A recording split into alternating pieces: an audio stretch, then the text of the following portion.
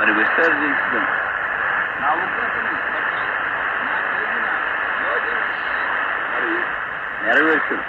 ఈయన మరలా ఎఫ్రాయిము లయపరచును. ఈయన మీ మధ్య పరిశుద్ధ దేవుడి కానీ మనుషుడు కానీ. చూసారా, అక్కడ ఓషియా చెప్తున్నాడు, ఇదిగో నేను మనుషుడిని కాదు దేవుడిని చెప్తున్నాడు. లూకా సువార్త 23:24 తండ్రి దేవుడు కనుక చెప్పాడు. అపోస్తలుల కార్యాలు 6:15 అతని ముఖము దేవదూత ముఖం వలె వారికి కనబడింది. అయిన టైం ఈ విధంగా చెప్తున్నాడు. మరి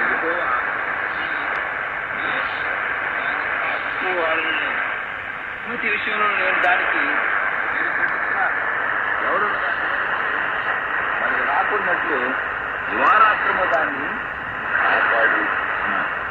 ఏమిటి వలన వచ్చే గ్రంథం 14వ అధ్యాయం మొదటి నుంచి 8 వచనాలను మన పరిశీలన చేసినట్లయితే ఇశ్రాయేలుకు మరలా చెప్తున్నాడు హోషేయ, ఇశ్రాయేలు నీ పాపం చేత నీవు తుడిచి కనుక నీ దేవుడిని యెహోవా తప్పుకు తిరిగి వారు విశ్వాస ఘాతకులు కాకుండా నేను వారిని నడపరిచేయాలి.